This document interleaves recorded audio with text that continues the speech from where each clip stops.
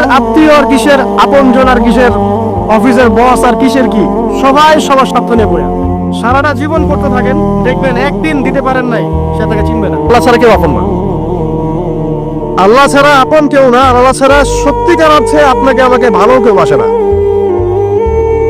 শুধু আল্লাহ আপনাকে ভালোবাসে।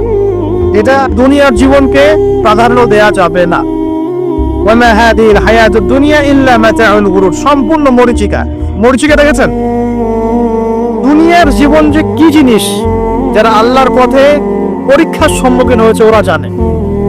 মানে কিচ্ছু না, মানে মুহূর্তে আল্লাহ পাক ইহকাল পরকালের ফয়সালা করে ফেলবে।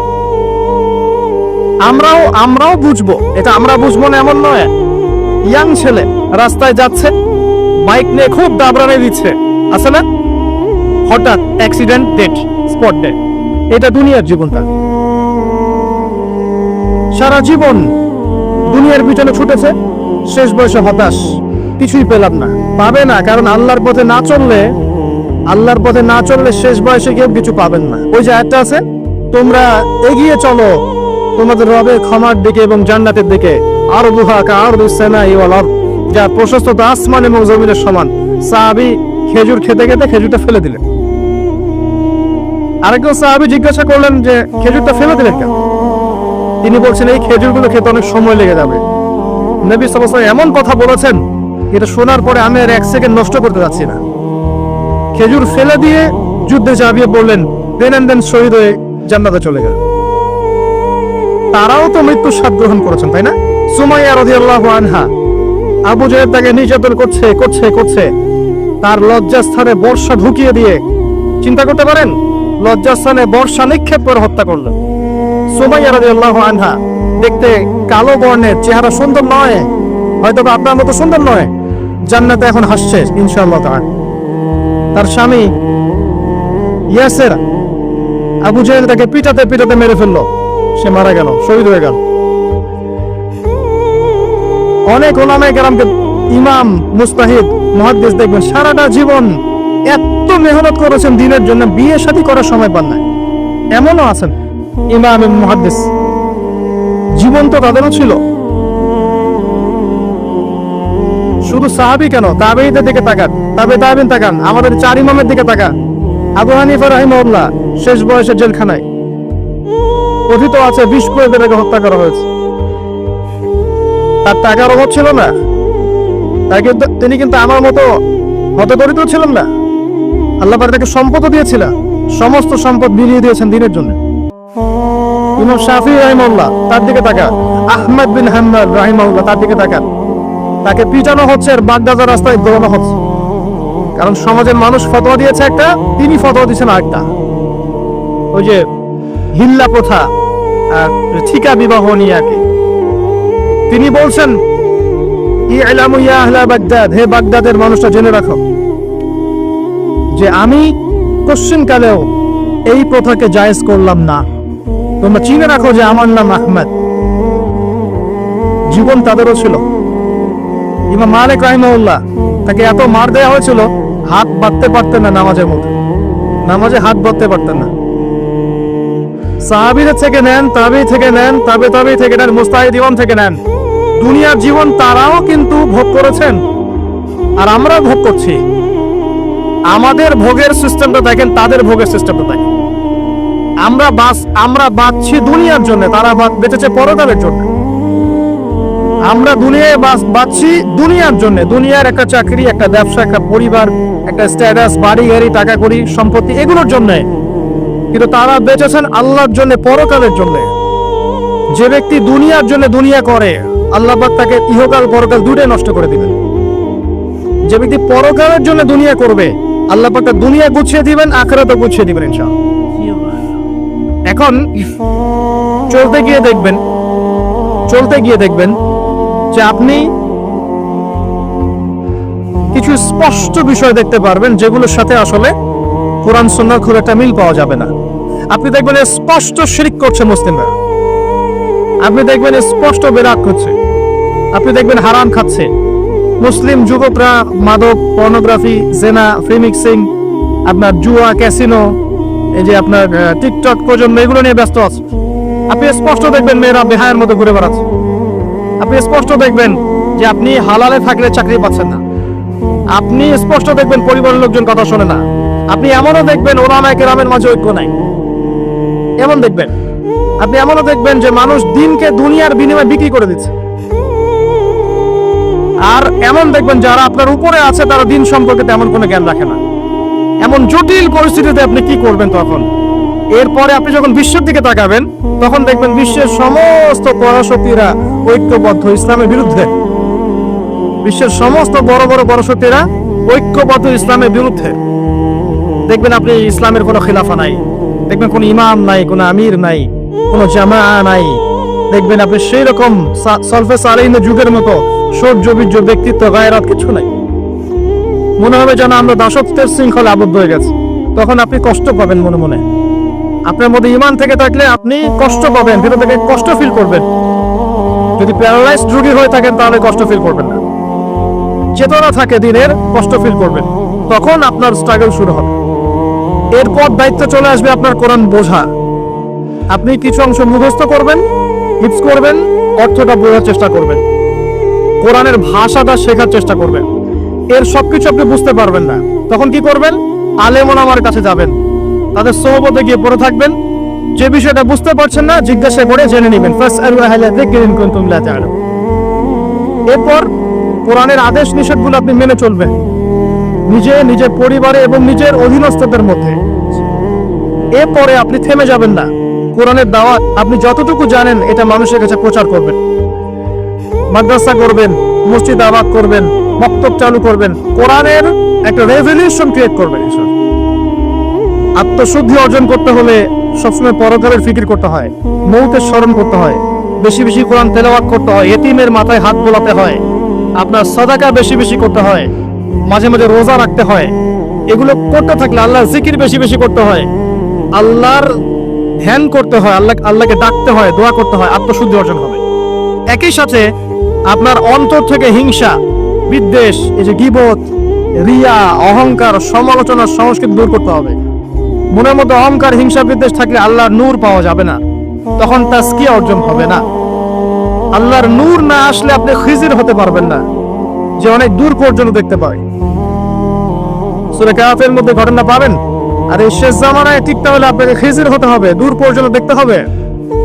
শোনেন, দূর পর্যন্ত দেখতে না পারলে বর্তমানকে মনে হবে ভবিষ্যৎ। এখন যে ফিতনাময় পরিবেশে বসে আছে এটা বর্তমান, এটা ভবিষ্যৎ নয়।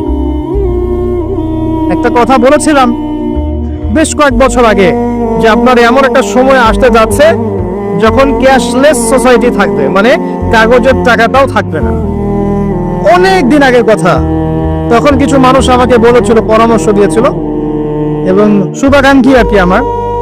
আর দিন দিন আমার শুভাকাঙ্ক্ষী বাড়ছেই আলহামদুলিল্লাহ, যে ভবিষ্যৎ বক্তা, তুমি হচ্ছে ভবিষ্যৎ বক্তা। তাই আমি বলেছিলাম যে আমি যেটা বলেছি এটা ভবিষ্যৎ না, এটা বর্তমান। বর্তমান সম্পর্কে আপনার খবর নাই বলে বর্তমানকে আপনার ভবিষ্যৎ মনে হচ্ছে। এখন যা দেখছেন এগুলো বর্তমান, এগুলো ভবিষ্যৎ না। খুব অল্প সময়ের মধ্যে এই পরিস্থিতিগুলো দেখবেন পরিবর্তন হয়ে গেছে। আসেন, যখন ব্যক্তিকেন্দ্রিক কাজ শেষ হয়ে যাবে তখন আপনাকে উম্মাহ কেন্দ্রিক চিন্তা করতে হবে। তাজকিয়া অর্জন করে উলামায়ে কেরামের মাঝে ঐক্যের চেষ্টা করতে হবে। ঐক্যটা হবে মন থেকে। মন থেকে সবাইকে ভাই মনে করলে পরে ঐক্য হবে। যদি মন থেকে সবাইকে নিজের ভাই মনে করতে না পারি, মুসলিম ভাই মনে করতে না পারি, ঐক্য হবে না। যদি আমি মনে করি আমি জান্নাতের ডিলার, তোমার লিজ লাগলে আসো নিয়ে যাও, ঐক্য কখনো হবে না। অনলাইনে যাবেন দেখবেন সারা দিন কাদা ছড়াছড়ি। আর এমন এমন বিষয়গুলোকে নিয়ে আমরা কাদা ছড়াছড়ি করছি যেগুলো নিয়ে কথা না বললেও পরকালে কিছু যায় আসবে না ইনশাআল্লাহ। তাদের কাছে পলিটিক্সে জ্ঞান আছে। আপনি ধর্মতাত্ত্বিক ঐক্যের কথা বলছি, তখন ধার্মিকদেরকেই তো দায়িত্ব নিতে হবে। এবং ধার্মিকদের মধ্যে যারা স্কলার, বিজ্ঞ বরেণ্য ওলামায়ে কেরাম, তাদের মধ্যে ঐক্য প্রথম দরকার। অনুসারীদের মধ্যে ঐক্য দিয়ে লাভ নাই। প্রথমে ঐক্য লাগবে আগে বড় বড় লেভেলে, তারপরে দেখবেন জনগণ ঠিকই আলেমকে মেনে নিয়েছে। তখন আপনি দেখবেন একটা ভালো শক্তি আপনি অর্জন করতে পারছেন। আদারওয়াইজ যখন আপনি বিক্ষিপ্ত বিচ্ছিন্ন, কেউই আমাদেরকে মূল্যায়ন করেন। যতই স্লোগান দেন, শোডাউন করেন, আইওয়াস করেন, আদতে কিন্তু কেউ মূল্যায়ন করছে না আমাদের। আর আল্লাহ রাব্বুল আলামিন কোরআনে বলেছেন। এখন এই আয়াত কোথায় আছে আল্লাহ ভালো জানেন, এই আয়াতের বাস্তবতা কোথায় সেটা আল্লাহ ভালো জানেন। ওয়া'তাসিমু বিহাবলিল্লাহি জামিয়া ওয়ালা তাফাররাকু, এই আয়াতটা কোরআনের মধ্যে আছে, এটা কোরআনের মধ্যে আছে, আল্লাহ পাকের কিতাবের মধ্যে এই আয়াতটা আছে। ওয়া'তাসিমু বিহাবলিল্লাহি জামিয়া, তোমরা আল্লাহর রজ্জুকে শক্ত করে ধরো ঐক্যবদ্ধভাবে। আচ্ছা, এটার উপরে আমল না করে আমরা যদি এড়িয়ে যাই, এটা কোরআনের অবমাননা হয় না? এটা কোরআনের অবমাননা হয় না?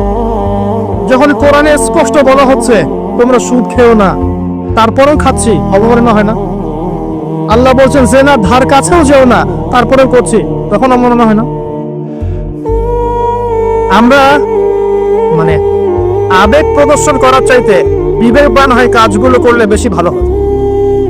কোরআনের সম্মান সর্বোচ্চ শিখরে তখনই পৌঁছাবে যখন এর আদেশ নিষেধের উপর আমল করা হয়। বেশি থেকে বেশি ইবাদত করতে থাকা, সময়কে মূল্যায়ন করা, সময়কে মূল্যায়ন করা, জীবনটা গুছিয়ে নেওয়া। কারণ আমি এখানে থাকতে আসিনি, আমি আপনি এখানে থাকতে আসেনি। আজকে থেকে 50 বছর পরে, 100 বছর পরে এখানকার একটা মানুষও বেঁচে থাকবে না।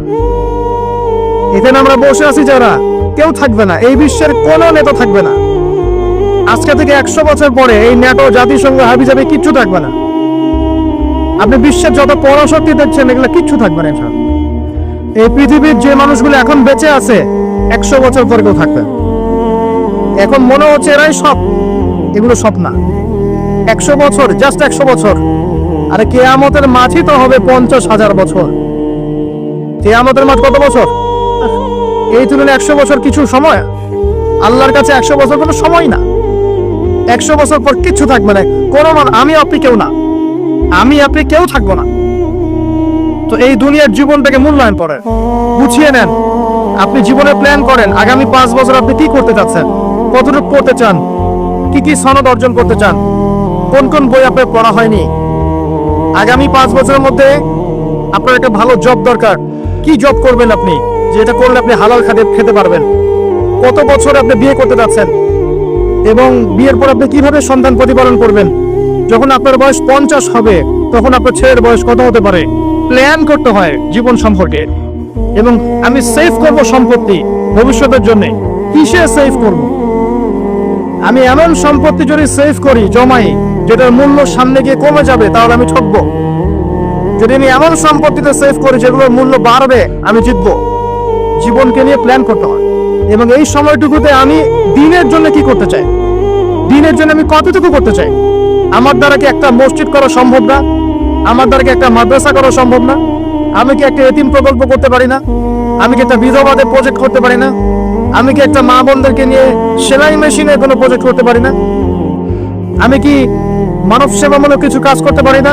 ছোট্ট একটা সামাজিক সংগঠন করতে পারি না? কিছু একটা তো করতে পারি আমি। আল্লাহ পাক কি আমাকে কোনো প্রতিভা দেন নাই? আল্লাহ পাক কি আমাদেরকে কোনো প্রতিভা দেন নাই? একজন আলেম হয়ে আমি কি 100-200 ছাত্র বের করতে পারি না? একটা বড় এমন একটা প্রতিষ্ঠান কি করতে পারি না যেখান থেকে বছরে বছরে মাশাআল্লাহ বিশ্ব বরেণ্য আলেমরা বের হবে? পারি না? কিছু তো পারি। আল্লাহ পাক কিছু তো শক্তি আমাকে দিয়েছেন। আল্লাহ পাক তো বলেননি আমাকে এখন অস্ত্র নিয়ে নামো মাঠে, বলেছেন। আমার তো পরিবেশই নাই। বাংলাদেশের মানুষ 90% মুসলিম বলছি আমরা, দেখবেন 80% নামাজ পড়ে না, দেখবেন 80% কোরআন পড়তে জানে না, যাকাত দেয় না, পর্দা করছে না, যুব সমাজের জীবনের উদ্দেশ্য ঠিক নাই, সারা দিন রাত অপসংস্কৃতি নিয়ে পড়ে আছে। এখন বেসিক কাজগুলো না করে কি আপনি বড় রেজাল্ট পাবেন?